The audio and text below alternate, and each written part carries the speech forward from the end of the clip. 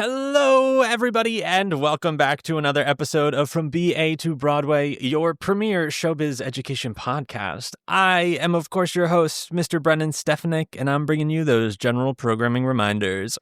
Folks, every Monday we are here with the main episodes, and every Friday we are here with our miniseries In the Spotlight. But you know what? That's enough about that. That's not why we're here today. Folks, today I am joined by the one and only Mr. Bernie Baldassaro. Bernie, what's going on? Hey, I'm so excited to be here. You're finally here. You're finally on the pod. Yes, we've been talking about this for quite a while now. Yeah. Bernie, who the heck are you and what do you do? Oh, man. That's a loaded question, isn't it? For sure. I asked the hard-hitting ones. Well, my name is Bernie. There's that. I'm originally from right outside of the Boston area, and now I live in New York. Mm-hmm. I'm a professional actor. I'm also a certified personal trainer. Oh my God. I'm a theater educator, director, choreographer, audition coach. Hell yeah. So that's why it's a loaded question, because what I like to say is like, I'm a theater artist. Yeah. I kind of do. You do a lot. I kind of do everything. Exactly. Yeah. That's the way you do it nowadays, you know? It's the best way. Mm-hmm. Second question is usually, how do we know each other? We've known each other for I was thinking about this. Time. I was like, we've known each other for 10-ish years now. That's crazy. That is crazy. We know each other because Brennan is dear friends with some of my dear friends. Mm-hmm. Katie Garrity, of course. Yes, Shout out to Katie Garrity on the pod, who has been here twice now. Yeah, I think it's been twice. Her and DJ have both been here and twice. DJ, of course. I grew up with DJ and Katie. If you all have listened to DJ and Katie's episodes, they're fantastic. And then, you also went to college with a bunch of my friends from high school. Shout out Mary Margaret Hogan. Maura Cahonen. Yeah. Nikki Bear. Oh my God. Yeah. Among others. Yes. Oh, God bless. And Bernie, did you go to school for theater? I did. I graduated from Ithaca College in 2018 with my BFA. Indeed. In musical theater. Lovely. Okay, so was theater in your life from the beginning? Yeah. Okay, heard. Yeah, theater has always been in me, even before I really knew what it was. Yeah. So, my parents tell me stories about when I was a kid. I was a big Barney kid. Oh, my God. Okay, great. And so they have stories of watching me as a toddler watch Barney on screen and knowing all the choreography that the kids were doing, singing along. I thought I would have been perfect for the job back in the day. It never happened. But that's kind of where it started, was from watching shows like that, children's television, which led to my now obsession with the Disney of it all. Of course. I was a huge Disney kid, old movie musicals, of course, like Singing in the Rain. Gotcha. And The Wizard of Oz has always been huge. Yeah. I would say that was probably the gateway into musical theater for me for a number of reasons. Number one, it was the first show I ever saw on stage. I saw it at North Shore Music Theater when I was, maybe 3 years old for the first time. I grew up loving the movie, obviously. And, another fun story is that, I used to play The Wizard of Oz at recess. Oh my God. When I was a kid, and I would direct my friends. Of and course. Be like, you're going to be Dorothy, you're going to be the Scarecrow, you're going to be the Lion. I think I was always the Scarecrow. Okay. Duh. She's the best one. And my teachers picked up on it. And we even performed what we would play at recess in front of the class at one point. Neat. Yeah. I love that. So I've always been a theater kid, even before I really knew what theater was. Yeah. The gateway were those, old movie musicals, children's television. We love it. Disney and Nickelodeon, but there wasn't a lot of. Oh, no. There wasn't a lot of singing and dancing on Nickelodeon. Not really. When did the training and the actual being in shows start for you? Yeah. What was, you come from a pretty artistically enriched area enough where there are regional theaters, there are theater education options, I was very lucky. Especially once I got to college, I learned that I had a major privilege having grown up in the Boston area. I started performing professionally when I was 8 years old. Oh my God. So I did my first ever professional gig was at North Shore Music Theater doing Rodgers and Hammerstein's Cinderella. Oh. In 2005. And I sort of grew up in the education department there at North Shore Music Theater. I was taking dance almost every single day at my dance studio. I did a lot of training at what is now Greater Boston Stage Company. Their education department was and is fantastic. Yeah. So I was getting a lot of training from these huge theater institutions in Massachusetts. Yeah. What did that look like environmentally? Was like everyone kind of in the same boat where they were like, oh, like I love this and would like to do this? Or was it kind of just like a thing to do for kids? No, I would say especially the North Shore crew, like that, or like DJ and Katie and myself, right?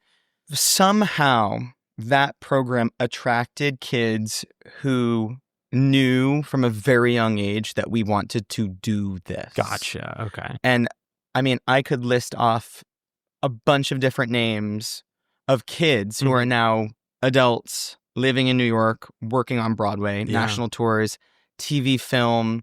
Like, I saw Nicholas Christopher on the street a couple of weeks ago. Oh my God, amazing. And I hadn't seen him in years.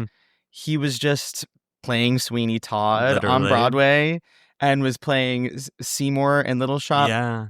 Like, he has all these Broadway shows under his belt. He's just one example. But I've known Nick Christopher since I was a baby. Heard. We did Aladdin Jr. together. It is always Aladdin Jr.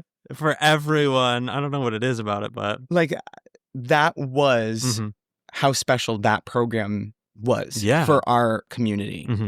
Many of us are now doing it. Yeah. Which is not necessarily how a lot of other environments for sure are. For sure. When did it click that you were like, this is it for life, you know? And was there ever any inspiration to do literally anything else? No. It was always this. And I've always just loved it.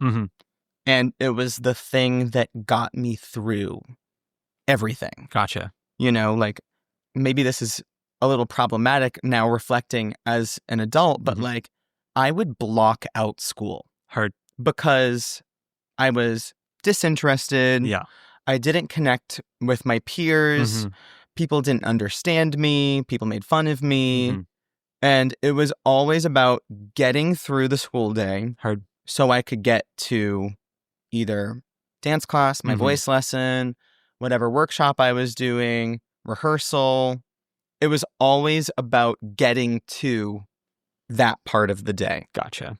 I mean, it's tough, especially in those early years too, because when you have this thing that actually enriches your life and then it is not present in all of those things that you are told you need to learn to be a person in this world, it's like, okay, well then what the fuck is this then? Right. I love this. People are getting paid to do this. You know, why aren't we valuing this? And like high school in particular is just so tricky because that's when all of the college pressure starts to set in. Yeah. And it's like, oh, okay. I mean, I also came from like a small town, so it was very much like you need to do well in everything so you have options. Yeah. But did you feel that at all, or? Sort of, kind of, not really. Yeah. My parents have always been the kind of people that were going to support me. Yeah.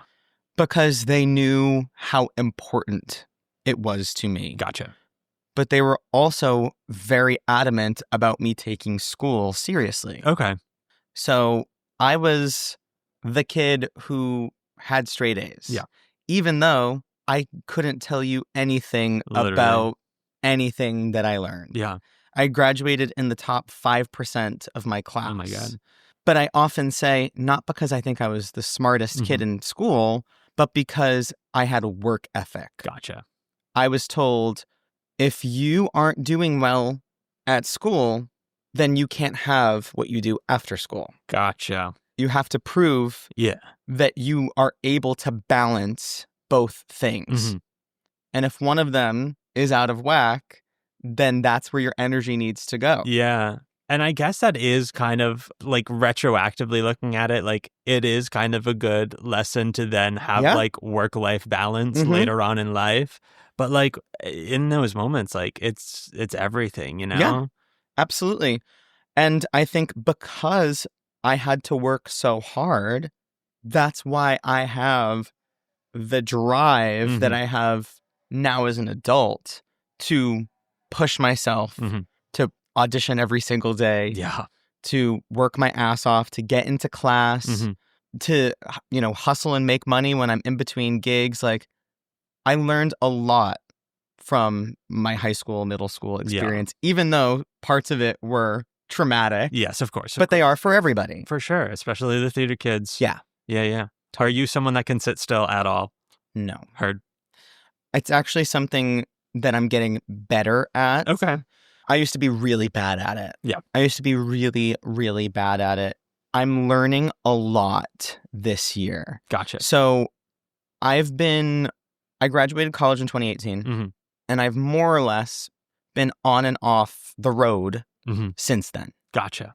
I booked my first tour right out of school. In fact, I got the call like an hour before my final vocal jury senior year. Oh my God. So I knew, right out of the gate, I was going to be on tour later that year. Yeah. And I've basically been on tour since then with a COVID vacation. Indeed. Built in there. We all had our COVID vacation. But it almost feels like the way I operate as a human, someone who can't sit still, was also being manifested in my actual life. Yeah. Being, in a different city every week. Yep. Or in multiple cities every week. Literally. Living out of a bag. Constantly having to get to the airport or get on the bus or, what have you. I was basically, on the move for all of my 20s. Yeah, I guess so. Oh my God. And since leaving Book of Mormon, it's been almost 1 year anniversary fully in New York. Yeah. I've learned a lot about how to sit back. For sure. I've learned a lot more about how to put myself first and putting my personal life first instead of my work first. That's still something that I'm working on, of course. Yeah. Because I have dreams and I have goals. And, forever and ever and ever, the only dream and the only goal was to work, to be on Broadway, to book the next gig. And now I have other things. Yeah. I've been subletting for the past year. I want my own apartment. Heard. Yeah. Things that I had always sort of thought, that'll happen when it happens. I'm finally in a place in my life where I'm like, no, Bernie. Yeah. Sit in this moment. Sit in the fact that you are a New Yorker now. Yeah. Sit in the moment that you're able to actually connect with friends and have relationships. Yeah. And it's not about moving all over the place all the time. For sure. Yeah. So I've learned a lot. I mean, it's so weird because through like being a young person, life is really like broken up into like 4 or 5 year segments. And like you have your elementary school, middle, high school, and then 4 years of college theoretically. Yeah. And you kind of then just jumped into another 4 to 5 years of work. So yes. It's like now you gotta kind of find the balance of it all. And especially nowadays, like time just really... It doesn't mean as much. No, and I'm learning... And it also means everything, It doesn't, right. I'm learning that, live and live in color. Yes. I don't know if you had to do this in college, but an exercise that we had to do our senior year was the 5-year plan. Oh, God. Or the 10-year plan. I believe I had to do both versions, a 5-year plan and a 10-year plan. And while on paper, that sounds like a great exercise because it's setting goals. Yeah. Essentially, that's really all it is. What I wrote on my 5-year plan is very different than what my life has been. Yeah. Now having graduated 7 years ago. But it's now been, all of my 20s. I'm 29 years old. And I believe the first thing on my 5-year plan was move to New York. Yep. Guess what I didn't do after I graduated college? That. You didn't have to. I didn't, which was cool. I felt amazing. Being able to leave school knowing that I had a gig lined up. But nothing on that 5-year plan went accordingly. I think the 5-year plan, I don't even know if it's good in theory when I think about it. I'm like, it is nice to have to think about something in the future and to have maybe some form of actionable things that you could do, but also does it then put on the pressure to make that come true? You know, I really think it depends on how much stake you put in it. And I think for me, it's the latter. Hard. I put a lot of stakes into that. Yeah. Thinking that, you know, I have to in 5 years be on Broadway. Or I have to in the next 3 months move to New York. Yeah. Or I need to in the next year join Actors Equity. None of that. I have now done a lot of these things. For sure. But not on that timeline. No. Because life doesn't work that way. No, it doesn't. It really doesn't. And especially in this industry, too. It's like literally anything could happen. You could be asked to be anywhere at any given moment. Correct. And you have to be prepared for that to be the reality. You don't necessarily have to be prepared for it, but you have to be prepared for the fact that that could be your life, you know? And it's tricky, especially when you're just all of a sudden thrust into the world of like being an adult and starting to pay taxes and doing all of this shit that you've never had to do before. I'm learning, like I said, it's life lines up the way that it's meant to. For sure. I've learned so much this year. I've learned so much in the past couple of years, but like this is the first year that I'm paying for rent every month. Yes. This is the first year that I'm paying out of pocket for my own health insurance. I haven't had to deal with like, that's what I mean by the life thing. Yeah, truly.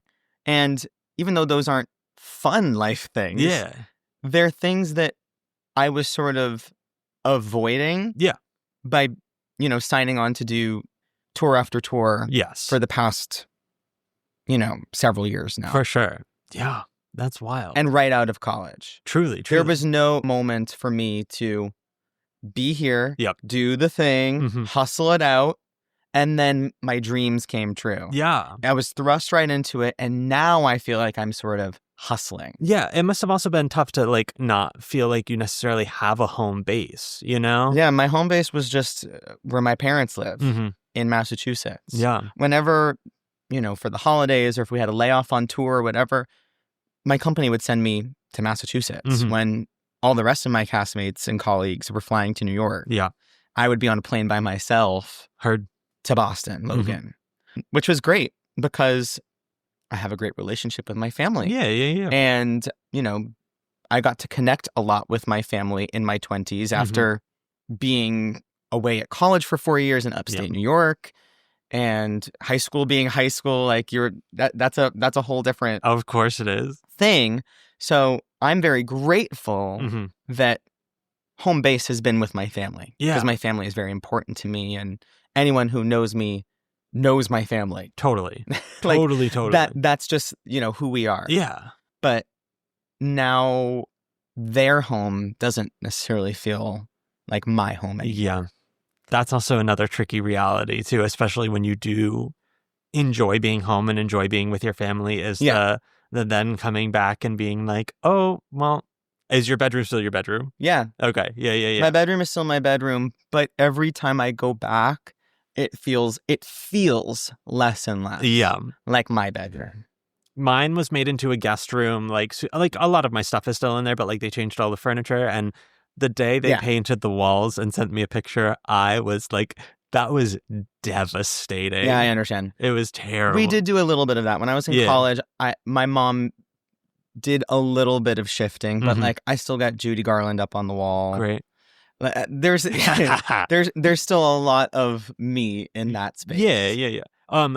So then circling back after kind of like the high school and theatrical education that you had received, did you feel like you needed to go to college for theater? Was there pressure in that world whatsoever? I always wanted to. Okay. Like, I think, again, sort of going back to that, like, you know, I blocked out high school. I blocked out middle school. It was always because I dreamed of going to theater school. Yeah. I love school. Even though, you know, high school and middle school came with trials and tribulations, I loved school. I've always been a lifelong learner. Yeah. I still enjoy taking class. Yeah.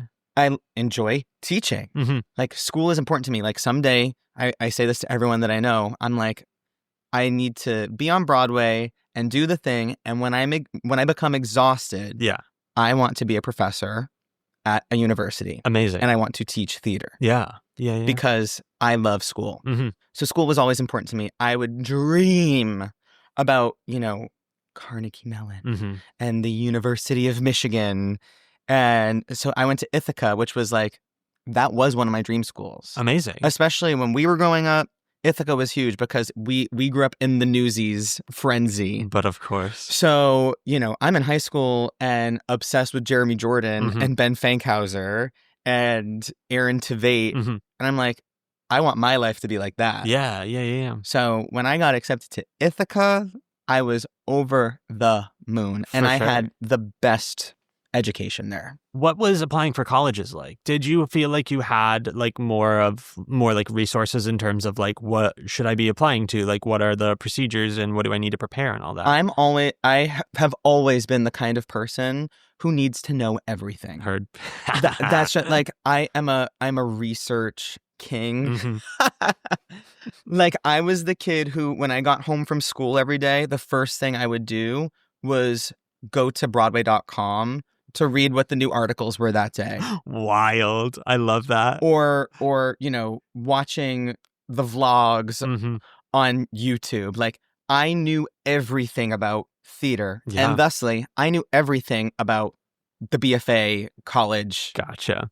Musical theater track.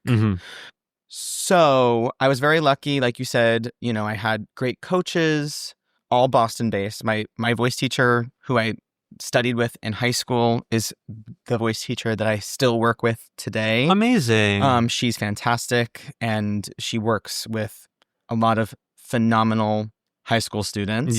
But she also works with a lot of phenomenal Broadway performers. So there's a plug for Noelle Smith. She's the best. Shout out Noelle. I studied with Noelle, and my drama teacher in high school was actually the one who coached me on my monologues and stuff. Amazing. And dance has always been in me. Gotcha. Dance has always been the thing that came most natural to me. So I had a lot of great preparation, and I was a little ambitious. Heard. In my college journey. I only auditioned at, I think, 6 schools. Oh, okay. Wow. Which now, as someone who has coached students who have been applying for the BFA track, they're applying at like 20 schools. I mean, it is also just getting harder and harder. It is getting harder and harder. But looking back on it, I was like, wow, Bernie, you were really ambitious. And I applied at 7, I believe. Okay. And I auditioned at 6. Gotcha. Because one of them, there was a scheduling issue. Heard. I was supposed to audition there, and they had overbooked themselves. Oh. Or something. Yeah. I don't know. Whatever. Clearly, it wasn't meant to be. Exactly. I wasn't meant to go to that school. I wasn't even meant to audition for that school. Heard. So I auditioned for 6 schools. I was accepted to 3 of them. Okay. I was waitlisted at 1 of them, and I was denied from 2 of them. Gotcha. Which, I'm going to pat myself on the back. Literally, that's not a bad ratio for you. That rocks. Yeah, it was pretty crazy. But Ithaca was one of the dreams. Yeah. I mean, they were all dream schools. That's why I was so ambitious. Gotcha. Okay. I said, if I'm going to school for musical theater, then I'm only going to apply to the ones that I can truly imagine myself going to. Were any of them safety schools in your brain? Only one of them. I'm not going to say what it was, because I will also add that it's an amazing program. I'm sure, yeah. And I have a lot of friends who have gone through this program. It was only a quote-unquote safety school because it was the only BA program that I auditioned for. Gotcha. They have an amazing program. I have wonderful, talented friends who have gone through that program. One of my best friends studied there, and I saw a bunch of their main stage shows because I would go out to visit her. But I would say it was only a safety school because it was a different kind of program than the rest of them. For sure, for sure. What was your program like? I think we had a couple of Ithaca people on, but they were acting students. They were not musical theater specifically. So the program at Ithaca, I can only speak to my experience when I was there. Things have changed a lot since then. There's been a lot of change in the department. There's been a lot of faculty shifting because a lot of the professors that I worked with have now retired. Yeah. I'm very lucky to have studied with some of those professors, though, because many of them were founding faculty of that program. They created that program in the 70s and 80s. So at least when I was there, Ithaca liked to describe themselves as a conservatory-style program within a liberal arts college. Okay. And to break that down even further, they would often describe it as being the equivalent of a double major in acting and vocal performance. Okay. With a minor in dance. Interesting. That's the way that program is built. Okay. So dance is less of an emphasis in that program, just the way that it's designed, which was actually very attractive to me. Yeah, that works out for you. Because the way I felt about it was, if I'm going to go to school for this, I want to strengthen the things that are harder for me. Yeah. Rather than honing in on the one thing that I think I do best. Totally. So I ended up dancing a lot in college. Gotcha. Because I continued to dance even when the program wasn't designed to have dance anymore. I think at that program, you only have to take like ballet 1 through 3. Gotcha. And jazz 1 and 2. But I did every single level. And once I had exceeded the number, I would just repeat the classes. Gotcha. And what do they call that when you can like go into class and you're not getting credit for it? Like auditing? Yeah, I would audit all the dance classes. Gotcha. My senior year, I think almost every dance class I was in was audited. Wow. Because I had already taken the highest level of every dance class. Yeah. Good for you. So I was dancing a lot. But I think what sets the Ithacans apart from the other folks in this city who have gone to other, BFA programs is the acting training. Gotcha. I will always say nowadays that, like, yes, I'm a great dancer. Yes, I'm a great singer. I consider myself a true triple threat, but that's because my secret weapon is my acting training. Yeah. And I'm not just blowing smoke up my own ass. No, I mean, it's very important, and not everyone can say that. Right. There are other programs that, the emphasis is on something else. Yeah. Ithaca is all about the craft of acting. If anything, I would say was, sort of negative about my experience was that we were in the mountains of upstate New York. Yeah. And people might think, oh, well, you were in New York. No, we were 5 hours away from New York City. So we didn't have a lot of that, like, learning about the biz kind of part of the training. Gotcha. I was learning about really what an EPA and an ECC was after graduation. Yeah. Or how to sign with an agent. What makes a good agent? We got a little bit of that in college, but it was more about them honing in on how to craft the best facility. Gotcha. In us that we could then bring out into the world. Totally. Rather than crafting the most marketable facility. That's what I love about that program. Gotcha. Were you auditioning for summer stuff in between years and semesters? Yeah, sort of, kind of. Again, we were in the middle of nowhere. Heard. Yeah. And I don't know if you've ever been to Ithaca, New York. I have not. I can't say I have. It snows for more of the year than not. Crazy. So the idea of getting in a car or getting on a bus and coming to New York City to go to, summer stock auditions was very challenging. Gotcha. So I spent actually every summer of college in Massachusetts. Gotcha. I was teaching every summer, and I spent all 4 summers at Regal Music Theater, which is a fantastic regional theater in the greater Boston area. They put on very, high quality shows, many of which are sort of throwback shows. Yeah. They don't do a lot of contemporary shows. No, they don't. They are now. They are sort of they're under a new artistic director now. Gotcha. But I actually owe a lot of my training to both Ithaca and Regal Music Theater, because at Regal, they, at the time that I was working there, they were committed to restaging the Broadway experience. Yeah. So, for example, I did a chorus line at Regal, and I learned the original Bennett choreography. Yeah. We wore the original costumes. We had the set from one of the tours. Wow. So like we had that experience on a chorus. Yeah. I did 42nd Street there as well. Again, wearing all of the original costumes, doing all of the original staging and choreography. It was set by Eileen Grace, who was in the original, or she was one of the original ensemble members on Broadway. She's now on faculty at one of the colleges. Gotcha. But I learned a lot about sort of the canon. Yeah. Being employed there summer after summer. For sure. And that was also sort of like how I'm saying, like, being a kid at North Shore was amazing because now we're all adults and many of us are on Broadway and stuff. I can think about like that cast of A Chorus Line, for example. That was the summer after my senior year.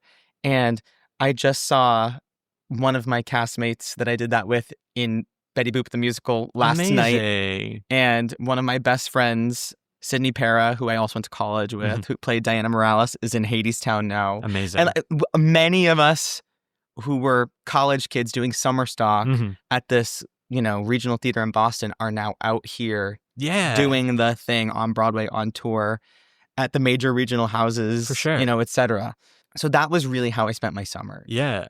So in college. And then afterwards, you did book your first tour while you were still in college. Yeah. How did that come about? Did you have to come for some form of audition, or was it okay? So I was very lucky in college that I was cast in a main stage show every semester. Gotcha. Except for my final semester. No. Senior year. Criminal. And I was ripshit. Of course. Frankly. I was like, how dare you? Literally. How dare you not cast me for my final semester? And the feedback that I got from my faculty was basically like, Bernie, you've done enough. Heard. Like, it's okay. And at the time I was like, no, it's not okay. I should be in the final musical. Of course. And my frustration with that led to me switching gears. And I told myself, okay, if I don't have to be at rehearsal at night and I don't have to be at rehearsal on the weekends, then I'm going to focus my energy on what am I going to do after school. Gotcha. So the first tour that I did was Elf the Musical, 2018. And some alumni from Ithaca had done it the previous year, 2017. Gotcha. And a friend of mine was like, Bernie, you should really consider going to the open call for Elf. I think you could be perfect for it. And so I did. And that was my first time getting on a bus from Ithaca to Port Authority. Gotcha. Wow. 5 hours each way. Yeah. I think it was, which was not a fun trip. No, that sounds awful. But my friend had suggested going to the open call. And I said, I got nothing else to do. Yeah. So I got on the bus and I went. And I remember it was one of those crazy open calls. And I danced and they made a cut and I got asked to come in and sing. And I was over the moon. Yeah. I was like, wow, like this is my first really, my first big audition in New York. It was certainly the first tour I had ever auditioned for in New York. I think I had auditioned for some like summer stock things, like, or, whatever, once or twice. And I had auditioned for most of my colleges that I had, during that process here in New York. Okay. I did like, the New York regional auditions rather than going out to the campuses for a handful of them. So like I had been to Ripley Greer before, but I was like, wow, that was awesome. Like I kind of killed that. Yeah. And then I want to say a couple days later or a week later, I got an email with a callback and I freaked out. Yeah. I was like, are you kidding me? And so I got back on the bus. And I went to the callback. Same deal. Yeah. Did a little bit more dancing, a little bit more singing, got back on the bus to Ithaca. And then I want to say a week or two after that, I got a final callback. Amazing. Same deal. Yep. And then I didn't hear anything for a long time. Terrifying. Yeah. I think the audition and callback process happened sometime between like February, like maybe January and March. Gotcha. Like that chunk of time. And I didn't get the offer until mid to late May. Oh. So I was just, expecting I wasn't going to book the job. Yeah. But I was super proud of myself. Obviously, it was like, I was just excited to get a callback, let alone a final callback. Yeah. And so, I got the call from the casting director from, at the time, Stuart Whitley Casting. Gotcha. They've now split. Of course. To Art Casting and Whitley Theatricals, I believe.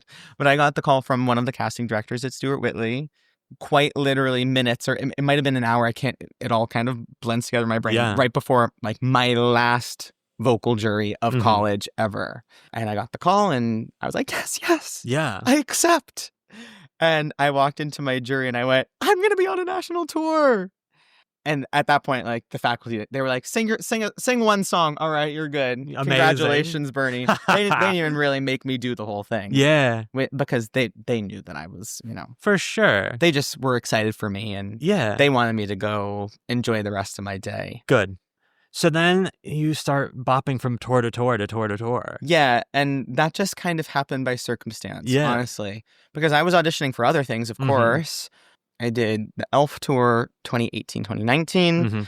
I did a children's tour the following year called Baby Shark Live. Oh, boy, have I heard of it. Yeah, that was quite the experience. I'm sure it was. It actually, I learned a lot. I will never discredit anything that I do. Oh, I learned course. from everything. I learned so much doing that show. And it was actually quite a lot of fun to do. I'm sure, yeah. So that was like an arena tour. Gotcha. As opposed to a Broadway tour. Yeah, like we were in like Oklahoma City or something. And the night before, Ariana Grande was performing there. And the next day, it was me in a penguin costume. Yeah, she opened for you. That was really nice of her. It was very kind. So I did that.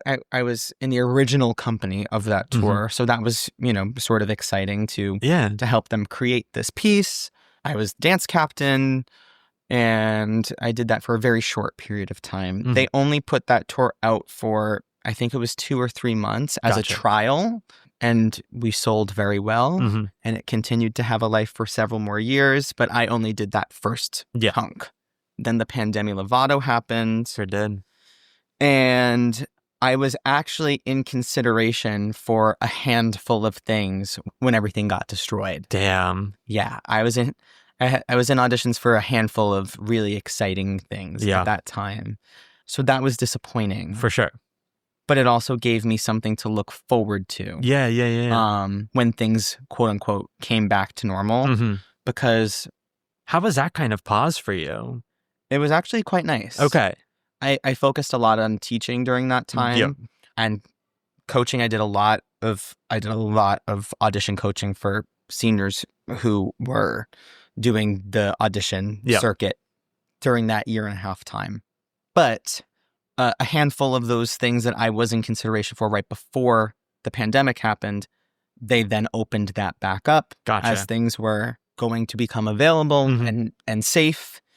And that's when I booked the last stretch of the Charlie and the Chocolate Factory tour. I had gone in for that several times in 2019 and 2020. And then nothing happened. And then sort of out of the blue, I'm giving sort of the Spark Notes version of that story. Out of the blue, got an offer, several months after I had done my last Zoom callback for them. Because I was also... We love it. That was one of the things that I was in consideration for. And then things got paused. And I went in and did stuff on Zoom for them. They didn't end up hiring me for that track. They hired somebody else. But then another track became available, and I just got a straight offer when they knew that they needed to replace someone who was not returning after the pandemic. So, I mean, again, another example of, I thought after the pandemic, I would move to New York. Yeah. That seemed like that was going to be the time to do it. I was on tour for, a chunk of time. This giant pandemic happened where I moved back to Massachusetts with my family for 1.5 years. I was focusing a lot of my time and energy on teaching and coaching. And then when I knew it was going to be, quote unquote, safe, I was going to move to New York. Yeah. And that didn't happen. I ended up, booking the next gig. Yeah. And so I went on tour with Charlie and the Chocolate Factory from 2021 to 2022. And then after that, I thought I was going to move to New York. Nope. And I want to say a month or two after Charlie had closed, I had gotten the offer to do Book of Mormon. And I did that for 2 years. Yeah. 22 to 24. Did you fare well with touring life? Like, was that okay for you? It became normal. Understood. You asked me the question of, what did it feel like not having a home base? Yeah. Well, as time went on, home base started feeling less and less like home. Gotcha. Hotel rooms started to feel more and more like home. Heard. It became normal for me to live out of a bag. It became normal for me to know I sleep on the bed that's furthest from the window. Yeah. It became normal for me to go, when I wake up in the morning, I have like my little overnight oats that I make and I put in my mini fridge. It became normal to order Dunkin' on Uber Eats instead of going through a drive-through. Of course. Like the tour bubble felt more like home to me than anywhere else, especially in that post-pandemic era of my touring career. Yeah. Because it was 3 years straight. Which, when I say that out loud, kind of boggles my brain that it was that long. Yeah. 2 different tours over the course of 3 years. And that's why, again, circling back again, I say I'm learning a lot from being in New York right now, because this feels more foreign or especially when I first got here, felt more foreign to me than being at the airport every Monday. For sure. And being in a hotel room every night or a B&B or what have you.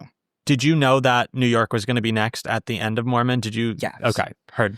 I knew it was going to be next for a number of reasons. Because I was asked, I was given the contract to do Mormon for a 3rd year. Yeah. And I'll start by saying, I think Book of Mormon is one of the best musicals ever written, period. I think it is a perfect Broadway musical. And I've never felt more fulfilled, or my cup has never felt more full than doing that show. Good. It's the best. I like, if I could do it today, right now, I would be over the moon. For sure. So saying goodbye to that show was very difficult for me. But I had to make the change for myself to say, Bernie, you've outgrown this chapter of your life. Yeah. You're in your late 20s. It's time to focus your energy on building a path forward and upward. Gotcha. So when I moved to New York in June of last year, 2024, I signed with a new agent. I got new headshots. All of my touring experiences were non-EC tours. I said, Bernie, it's time to join the union. And I knew that making the active decision to level up and stay put was going to limit the amount of work that could be handed to me. Yeah. But that was the direction that I needed to go in order to now get the things that I want. Yeah. Reconnect with people. Pursue a relationship. Learn how to be a human being. Yeah. And pay bills. And so I've been here for a year and it's been amazing. Yeah. It's been really hard. For sure. It's been really hard. The hardest year of my life. Totally. Frankly. Yeah, no, it's truly. Been incredibly hard, but so rewarding. I got the opportunity to work on a handful of readings this year, one of which was decently high profile, a new Pasek and Paul musical that might be coming to New York sometime soon. Lovely. And I would love to continue to be a part of it. But of course. And I got to make my off-Broadway debut this year. Yeah, you just made your off-Broadway debut. Yep. And so that was huge for me. Totally. Because that was the goal, right? Yeah. Be in New York, work in New York. And I was like, tick. Yeah. I did it. For sure. I got to work in New York.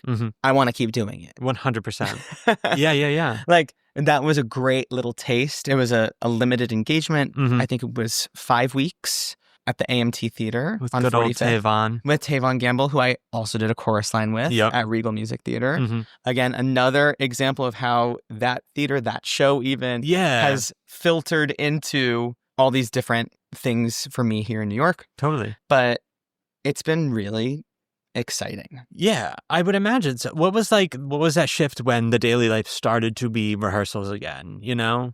It was very exciting. Yeah. I pinch myself every single time I get to work on something where I'm rehearsing in New York. Totally. Like, I was working on Upside Down and walking into Sunlight Studios to rehearse. Or we rehearsed at Ripley Greer a bit. And there were several times when, I'd sort of get the chills. Yeah. Coming out of the 42nd Street station. For sure. And being like, wow, this is it. Yeah. Like, this is what I've been waiting for my entire life. And that feeling never stops. For sure. I remember the first day of rehearsal for Elf in 2018, I had that moment. Gotcha. I got out of the Port Authority station at 42nd Street and walked to Brishnikov Arts, and we rehearsed the show there in these giant studios with these giant windows that looked out over, Midtown Manhattan, and my breath was taken away. For sure. And I still have those moments. Yeah. So yeah, that was really cool. Good. And then how did the adjustment into like the auditioning life here, how did you fare with that? Well, how did you find yourself in the grind? How did you learn all of the how does it works and that kind of thing? I mean, I knew how it worked because I've been in and out of New York. And For sure. I've done the EPA ECC thing, and I have an agent, and I've had an agent for several years now. Yep. So I knew how, appointments versus this versus that. Yeah. I love auditioning. Good. Yeah. Even though that's not something anyone can say, and most people don't. I mean, it's also like the thing that gives me the most agita. For sure. For sure. It's also the thing that I lose sleep over sometimes. Of course. But like, I love auditioning. In fact, I might love like the thrill of auditioning more than being on stage sometimes. Whoa. And maybe I only say that because other than Upside Down, that was rather short. But like the last couple of things I did, it was like, I was at Book of Mormon for over 500 performances. Yeah. It was just, okay, I'm going to work today. And I love being on stage. The show is a thrill to do on stage, but it's a different kind of thrill. 100%. There's something to me that's so exciting about walking into a room and spilling my guts out on the floor. Yeah. And saying, do you want it or not? Yeah. No, truly. And the thrill of, getting the email from my agent with callback or offer. Like it's like an adrenaline high. Like, for sure. So that is exciting to me. Yeah. And I love the challenge of working on new things all the time. And you're doing it. You're out here, you're doing the thing. Yeah. Does the dream feel like it's shifted at all in any regards for you? Does it feel like that has kind of the lens of what that looks like changes? I mean, yes and no. Heard. I'm still waiting to be on Broadway. Of course. Like, I was saying last night to my boyfriend, I was sort of feeling down on myself. Yeah. And I was like, I've performed in every major theater in this country at this point. Literally. Yeah. Name a city. I've been there and I've performed there. Oftentimes now, twice or thrice. Yeah. And I'm just waiting to do that here. For sure. As well. New York City is the only city that I haven't performed in one of the major theaters yet. So I'm just waiting. Yeah. But I'm no longer putting myself on a timeline. Good. The 5-year plan doesn't work. No, it doesn't. Because my 5-year plan said that by 25, I was going to be on Broadway. Exactly. And, who's to say what the rest of my year is going to look like. But I've come to accept that I might not be on Broadway until I'm in my 30s. Totally. Okay, cool. Fine by me. Yeah. It'll happen when it happens. I mean, also the 30s always seem so vague and scary. In the early 20s. And then as you get nearer and nearer, and you're like, I think the 30s are going to fucking rock. Oh, I can't wait. Literally. People often ask me, they're like, wow, last year of your 20s, how do you feel about it? Yeah. I'm like, bring it on. Yeah. I can't wait to say that I'm 30. And I feel like all eyes are off you when you're 30, you know? It's like you're not like in your 20s, you're not just like a 20-something-year-old, and you're not like in your 40s. And I feel like when you're in your 30s, you're no longer seen as a green machine. Yes, totally. And maybe I'm projecting this, but like I also look very young. Yeah. So I think I can sometimes be perceived as young and sweet and a little green. It's like, no, actually. Yeah.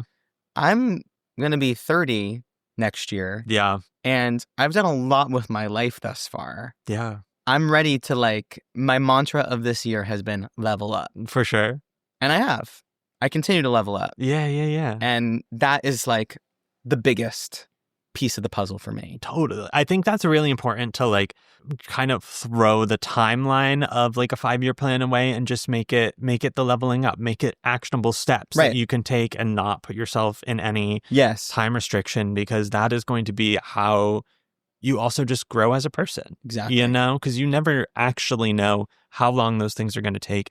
You never know what trials and tribulations are going to contribute to you actually learning the lessons that you need to learn and getting the experiences that you need to have. It is just, life is going to throw a lot at you one way or another, and you can't control it. So like, just make the ideas in your head that you can, but don't make it your religion. Don't make it something that you have to marry yourself to. You know? Correct. Yeah. I have other passions now. For sure. I have other things that I want to put my time and energy into. Yeah. But if you had asked me when I was 22 what I needed to do to be happy, I would have said be on Broadway. Yeah. Which to me now I go, well, that's a little sad. Yeah. And there's still, of course, a piece of me that really wants that. You're like, not going to say no. Of course, I'm not going to say no. But there are other things. Yeah. And I'm really proud of the things that I've done this far. For sure. You should be. You really should be. I'm very proud of you. That's really awesome. Thank you. Are you looking forward to New York summer? Did you have a New York summer last year? I had a New York summer last year. And it was really awesome. Okay, good. It was really awesome because like I said, I had been on tour for 3 years straight. I moved to New York in the summer and I'm no longer in this place financially, but I was in a place where I was like, I'm not going to work. Yep. I have a cushion. I want to spend this summer doing what Bernie wants to do. Amazing. I want to reconnect with people. I want to enjoy. I want to learn to love this city. I had always said, I hate New York. Yeah. And I had all of these friends saying, you know, don't you just love it here? And I would say, no, I hate it here. Yeah. I now love New York. It's a great place. It really does take finding your own groove, but like once you get your routine, once you get your places and your people and stuff, it's the best city in the world. It used to be solely connected to work. Yeah. Because I would only come here to go to auditions or to be in rehearsal for something that I would then go away for. Yeah. But last summer into now, here we are approaching this next summer has been all about learning to love New York and love myself in New York. Good. Yeah. Good. And I feel that from you. You seem very grounded. You're glowing. You really are. Oh, thank you. No, truly. Please, Brennan. Oh my. Yeah, it's one of those tricky, cliche, but like growing up is hard. Growing up is hard, and it's. And I feel like I put a lot of growing up on hold. Yeah. So, yeah.